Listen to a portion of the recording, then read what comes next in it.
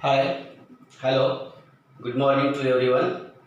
So this is the fifth lectures of chemical kinetics. Okay, in previous lectures we have studied about the definition of chemical kinetics, then rate of reactions. There are two types of reactions, rate of reactions. One is average rate of reaction and instantaneous rate of reactions. Okay.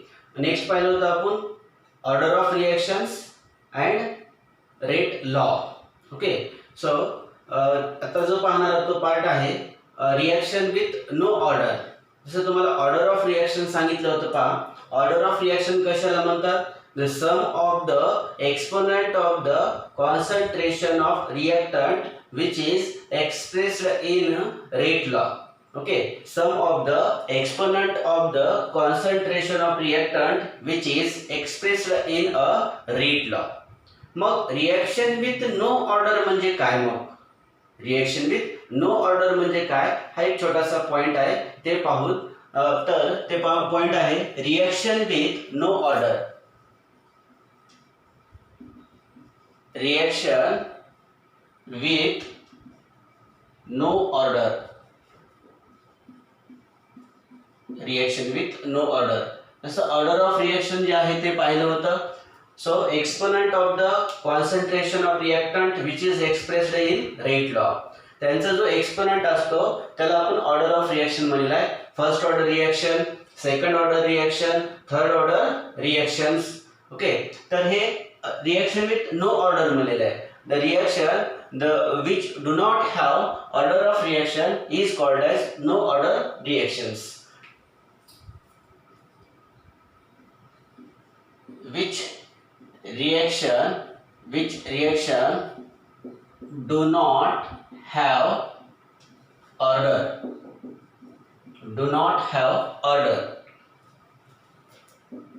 is called as no order reactions. Is called no order reaction. Is called no order reactions. तर for example सांगतो पहा.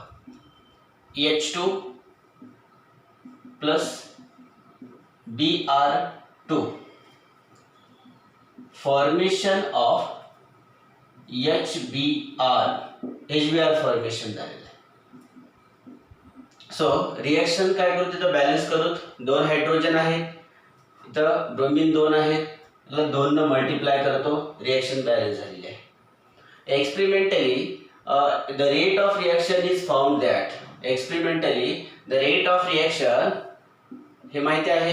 experimentally it is किंवा असं लिहितो मी rate of reaction is found that या chemical रिएक्शनचा जो आहे rate find झालेला आहे किंवा फाउंड झालेला आहे तो एक्सपेरिमेंटली आहे. हे लक्षात ठेवा. हे आपल्याला काढता येतो का? नाही. तो एक्सपेरिमेंटली त्यांनी सांगितलेलं आहे की या केमिकल रिएक्शनचा रेट जो आहे तो हा आहे. त्यावरून काय करत असतो आपण ऑर्डर ऑफ रिएक्शन्स काढत असतो. मग याचा रेट काय दिलेला आहे? रेट दिलेला आहे मी लिहितो. Rate is equal to k concentration of H2 concentration of Br2. Okay, 1 plus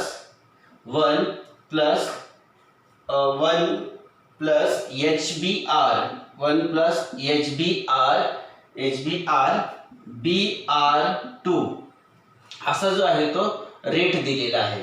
okay, 1 plus हे concentration of HBr concentration of Br2 अशा प्रकारचा आपल्याला रेट दिलेला आहे. So this is the experimental quantity आहे. मग इथं काय लिहिता येते आपल्याला? This equation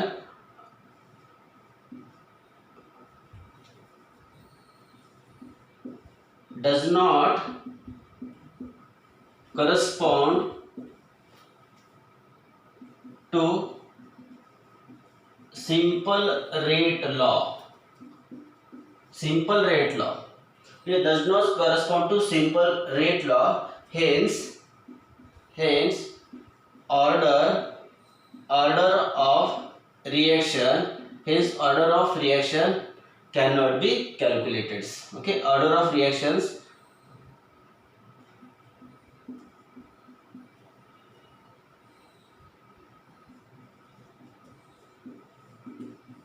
cannot calculated.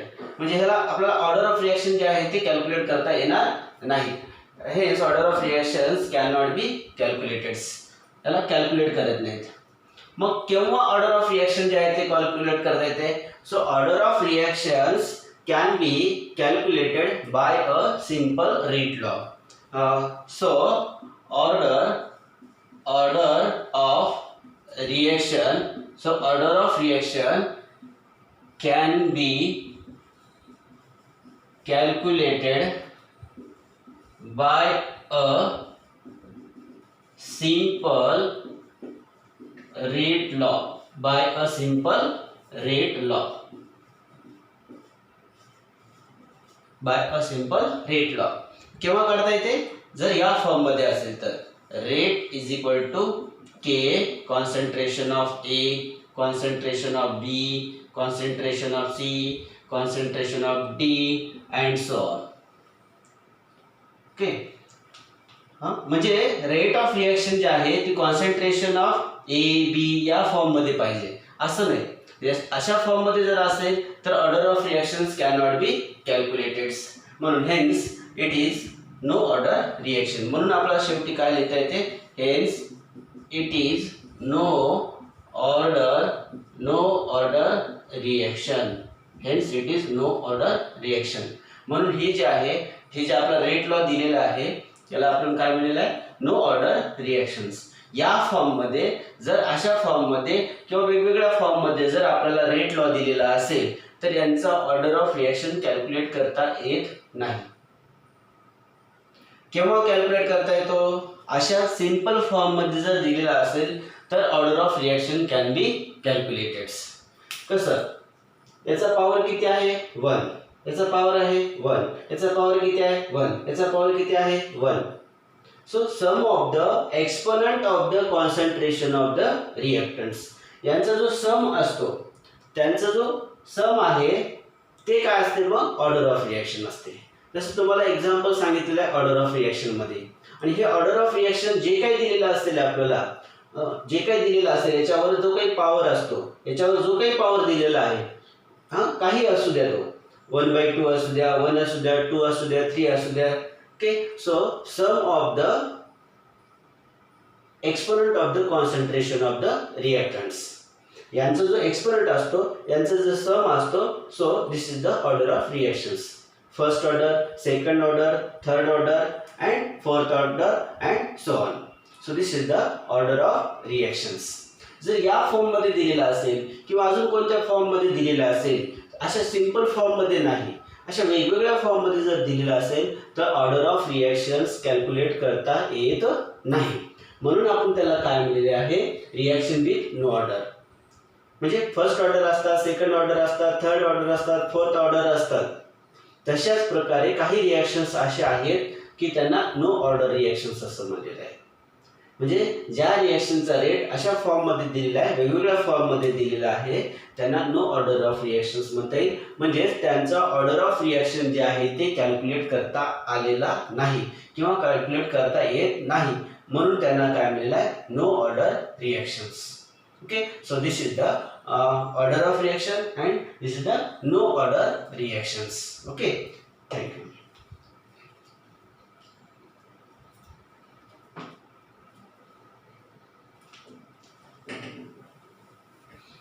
तर पुढचा पार्ट पाहूत आपण आता molecularity of reactions.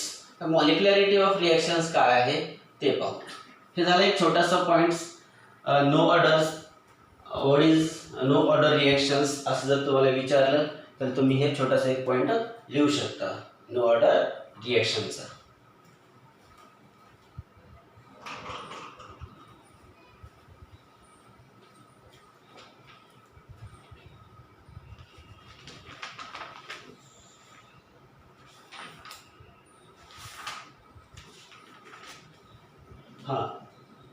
molecularity of reactions. About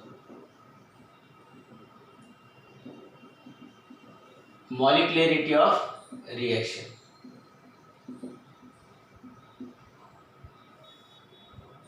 molecularity of reactions पहा, एकदम इझी चॅप्टर आहे. दररोजच्या दररोज जे मी तुम्हाला व्हिडिओज लेक्चर्स पाठवत आहे ते तुम्ही कंप्लीट करा. व्हिडिओ लेक्चर पहा. त्यानंतर वहीमध्ये मी जशाला तसं तुम्हाला जे लिहून दिलेलं आहे बोर्डवर जशाला तसं लिहायचं आहे. ओके, जशाला तसं लिहायचं आहे. पूर्ण पॉईंट्स मी बोर्डवर लिहून देत आहे. दुसरं बाकी त्याच्यामध्ये काही तुम्हाला काही करायचं नाही. म्हणून दररोजच्या दररोज तुम्ही जर अभ्यास केला तर हा चॅप्टर तुमचा जो आहे तो व्यवस्थित कंप्लीट होईल. मी जेवढं तुम्हाला लेक्चर्स देत आहे तेवढं तुम्ही काय करत जा, दररोजच्या दररोज कंप्लीट करत जा आणि मला ते पाठवत जा. ठीक आहे. तर याच्यानंतर मी जे आहे हा पूर्ण थेअरीचा पार्ट झाल्यानंतर याच्यावर प्रॉब्लेम जे आहे ते प्रॉब्लेम्स मी तुम्हाला होमवर्कसाठी देणार आहे आणि तेच प्रॉब्लेम मी तुम्हाला इथं परत लेक्चर जे आहे ते व्हिडिओ जे आहे ते पाठवणार आहे. ठीक आहे. तर आता पुढचा पार्ट पाहूत आपण आज, मॉलिक्युलरिटी ऑफ रिएक्शन्स. बरेच विद्यार्थी जे आहे ते लेक्चर जे आहे ते पाहत आहेत, व्यवस्थित होमवर्क पण करायलेत आणि मला ते व्हॉट्सअपद्वारे जे आहे ते फोटो काढून जे आहे ते पाठवायलेत. ठीक आहे. तसंच तुम्ही करत राहा सर्वजण. आणि काही डाऊट्स असतील तर सुद्धा ते मला व्हॉट्सअपवर किंवा फोन करून काही डाऊट्स असतील तर विचारत जा बिंदास. ठीक आहे, कोणत्याही टाईमला.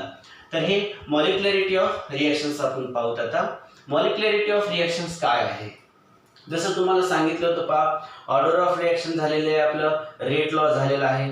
सुरुवातीला एकदम अगोदर आपण पाहिलं होतं रेट ऑफ रिएक्शन्स पाहिलेलं आहे. दोन प्रकारचे आहेत, ॲव्हरेज आणि इन्स्टंटेनियस. नंतर पाहिलेलं आहे रेट लॉ आणि त्यामध्ये नंतर पाहिलेलं आहे आपण ऑर्डर ऑफ रिएक्शन्स. आणि आता एक पाहिलं होता पार्ट आपण नो ऑर्डर रिएक्शन्स. तर मॉलिक्युलरिटी ऑफ रिएक्शन्स काय आहे, the number of reactant molecules take part in a chemical reactions. काय म्हणाले मी, number of reactant molecules take part in a chemical reaction is called as molecularity of reactions. पहा, मेकॅनिझमचे एक definition सांगितलं होतं तुम्हाला मी, आठवते का? काय डेफिनेशन आहे मेकॅनिझम? मेकॅनिझम काय, the step by step description of exactly how the reactants are converted into the products. म्हणजे स्टेप बाय स्टेप एखादी केमिकल रिएक्शन होत असता वेळेस ती कशी होत असते, डायरेक्ट होत असते किंवा मग काही केमिकल रिएक्शन जे आहे ते स्टेप बाय स्टेप होत असतात. ओके, जसं की समजा मी तुम्हाला एक चॅप्टर आहे पूर्ण एकच व्हिडिओ बनवून पूर्ण लेक्चर्स द्यायला का तुम्हाला नाही. म्हणजे स्टेप बाय स्टेप थोडे थोडे पॉईंट जे आहे ते तुम्हाला लक्षात राहण्यासाठी आपण ते छोट्या छोट्या पार्टमध्ये काय करत असतात, डिवाइड करत असतो. तसं स्टेप बाय स्टेप हा काय करत असतो आपण, पोर्शन जो आहे तो कंप्लीट करत असतो. तसं many chemical reactions are takes place in a number of steps. म्हणजे बरेच केमिकल रिएक्शन जे आहेत ते नंबर ऑफ स्टेप मध्ये होत असतात. मग हे जे नंबर ऑफ स्टेप मध्ये जे रिएक्शन होत असतात त्याला मेकॅनिझम म्हणतात. मग हे जे नंबर ऑफ स्टेप मध्ये जे रिएक्शन्स असतात, so that number of step of reactions is called as the complex reactions. आता कसं ते सांगतो पहा. तर मॉलिक्युलरिटी ऑफ रिएक्शन्स काय आहे, त्याच्यामध्ये काही 2-3 डेफिनेशन्स आहेत. ते 2-3 डेफिनेशन्स सांगतो पहा. Molecularity of reactions,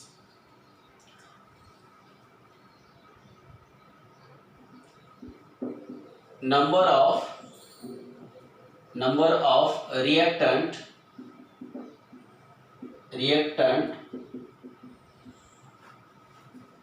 number of reactant molecules take part in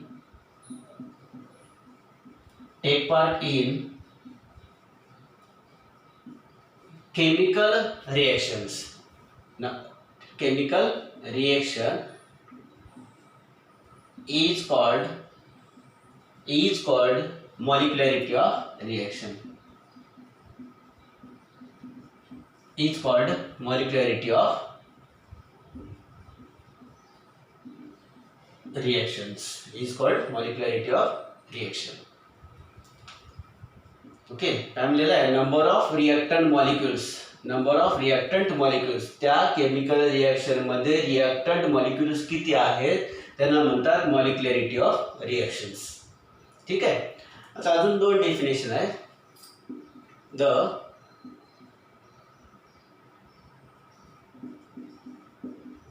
reaction takes place in number of steps, the reaction takes place in number of steps is called as complex reaction, is called as complex reactions. पहा, एखादी chemical reaction होत असता वेळेस number of step मध्ये होत असते, that is called as the complex reactions. आता कसं म्हणतात त्यांना, काय आहे नेमकं, एक्झाम्पल घेऊन सांगतो. त्याच्या अगोदर अजून एक डेफिनेशन सांगतो. In the complex reaction, a single step is called elementary of reaction.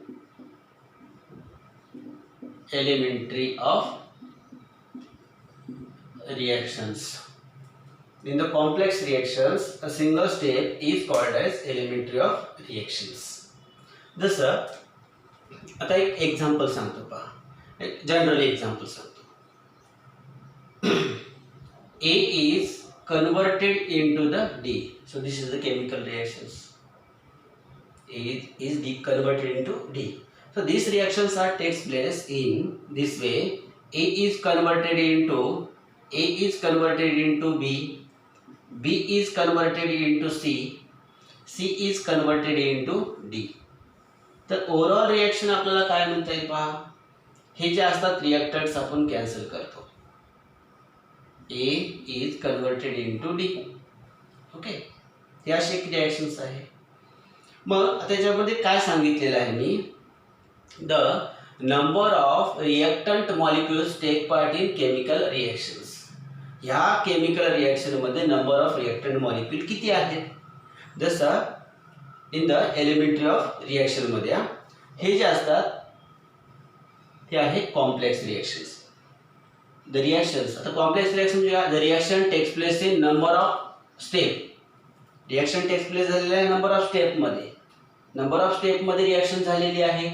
मग ह्या नंबर ऑफ स्टेप मध्ये जे रिएक्शन झालेली असते याला म्हणतात कॉम्प्लेक्स रिएक्शन्स. ओके, एक क्लिअर झालं. दुसरं, इन द कॉम्प्लेक्स रिएक्शन. आता ह्या कॉम्प्लेक्स रिएक्शन मध्ये जे single step is called as elementary of reactions. कोणती स्टेप घ्या, काय म्हणाल मी पहा, कोणती स्टेप, ही स्टेप घ्या, ही स्टेप घ्या, ही स्टेप घ्या, कोणत्याही स्टेपला in the complex reaction single step is called as elementary of reactions. मी काय करायलो, याला कन्सिडर करायलो. ओके, ही एक सांगायलो मी तुम्हाला, ही सिंगल स्टेप सांगायलो. तुम्ही हे घेऊ शकता, हे घेऊ शकता, कोणतेही सांगायला. So this is the elementary of reaction.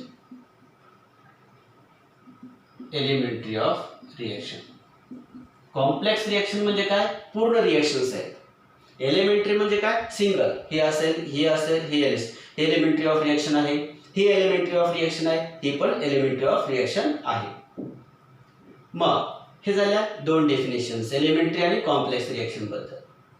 आता राहिलेला प्रश्न आहे मॉलिक्युलरिटी ऑफ रिएक्शन म्हणजे काय. मॉलिक्युलरिटी म्हणजे काय, नंबर ऑफ रिएक्टंट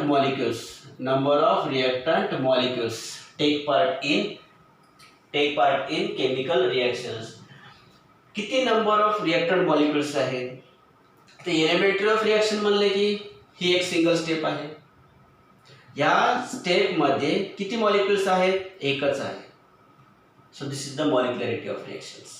1 असेल युनिमॉलिक्युलर्स, 2 असतील बायोमॉलिक्युलर्स, 3 असतील ट्रायमॉलिक्युलर्स.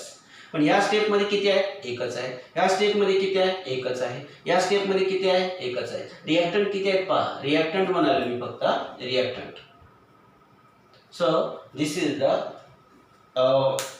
The molecularity of reactions, complex reaction, elementary of reactions. तर ही मॉलिक्युलरिटी ऑफ रिएक्शन जे आहे ते त्यांचं क्लासिफिकेशन केलेलं आहे. तर काय क्लासिफिकेशन आहे पहा, molecularity of reactions are classified into unimolecular reactions, biomolecular reactions and trimolecular reactions. तर ते आपण आता डिटेलमध्ये पाहू.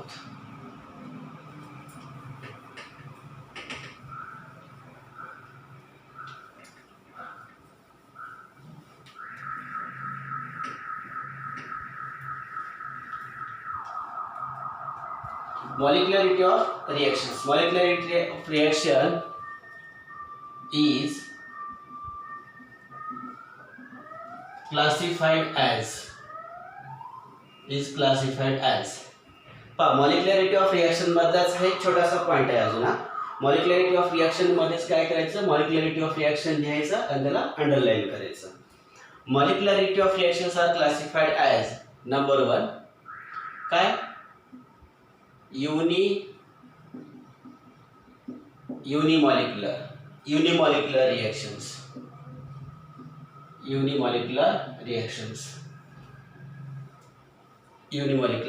reactions. In this reaction, only one reactants molecules are take part in chemical reactions. चलिए तो पा in this reaction, only one molecules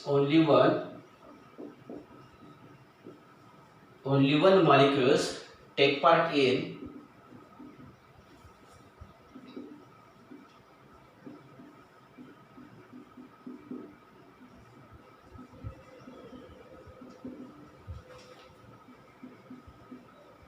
chemical reaction. Okay, chemical reaction. So this is the unimolecular reactions. काय मिळालं आहे, only one molecules. Okay, so this is the unimolecular reactions. For example, O3.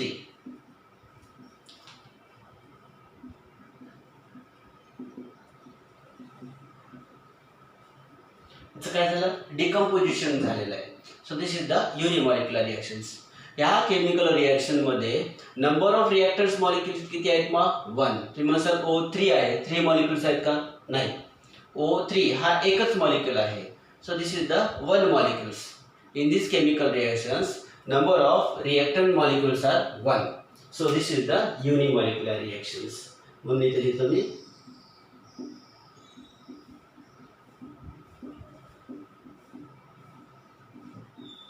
unimolecular reactions. पुढे सांगा आता, किंवा definition लिहिता येईल आता, काहीच अवघड नाही. Bye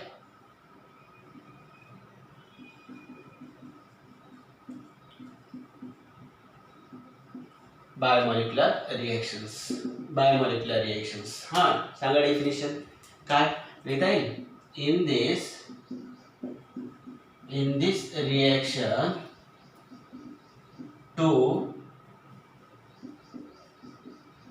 two molecules are take part in chemical reactions.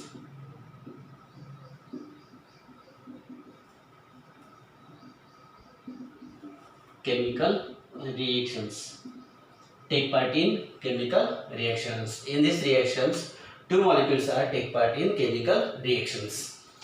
काहीच अवघड नाही. ह्या रिएक्शनला उलट करतो पहा, एकदम सिंपल आहे. काय, for examples O2 finish, O2 oxygen.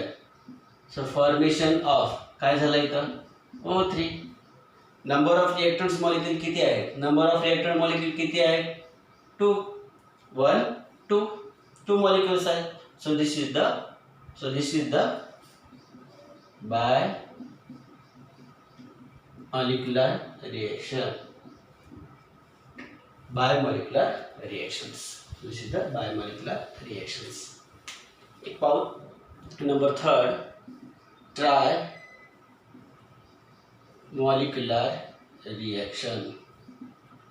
trimolecular reaction. काय, in this reaction 3 molecules are take part in chemical reaction. Okay, so this is the trimolecular reactions. किती, 3 molecular reactions. एक्झाम्पल सांगतो, तुम्हाला कोणतेही एक्झाम्पल येत असेल ते लिहा. मी हे लिहिलं म्हणून असं काही नाही, कोणतेही एक्झाम्पल्स लिहा. त्याच्यामध्ये जर रिएक्टंट मध्ये जर 1 मॉलिक्युल्स असेल तर युनिमॉलिक्युलर्स, रिॲक्टंट मध्ये जर 2 मॉलिक्युल्स असतील तर बायमॉलिक्युलर्स, रिॲक्टंट मध्ये जर 3 मॉलिक्युल्स असतील तर ट्रायमॉलिक्युलर्स. ओके, जसं एक्झाम्पल सांगतो पहा, NO2 gives NO2 reaction balance news, nitrogen इथं ऑक्सिजन पहा बॅलन्स नाहीत म्हणून काय करतो, 2 न जर मल्टिप्लाय केलं तर बॅलन्स होईल का पाहू. ऑक्सिजन इथं 2 झाले आणि इथं 2 4, इथं 4, नायट्रोजन 2 नायट्रोजन 2.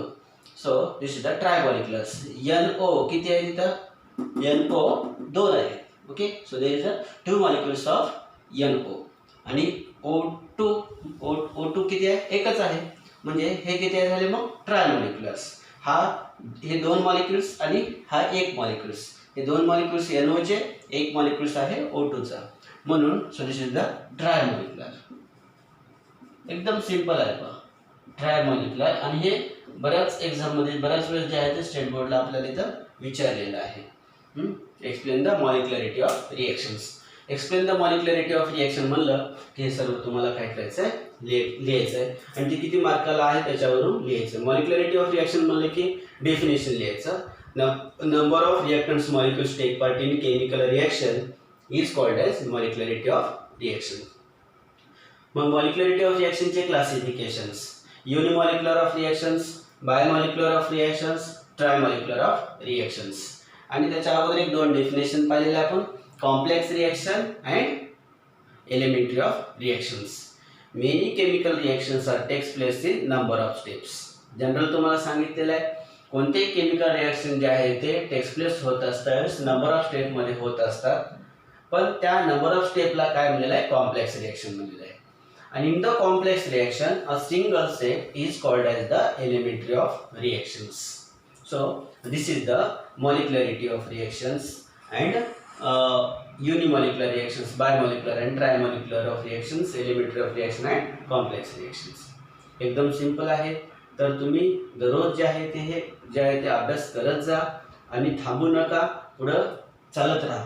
काय सांगितलेलं आहे तर याच्या नंतरचा जो पार्ट आहे तर तो पार्ट जो आहे तो थोडासा ऑर्डर ऑफ रिएक्शन जो आहे तो तुम्हाला आला पाहिजे.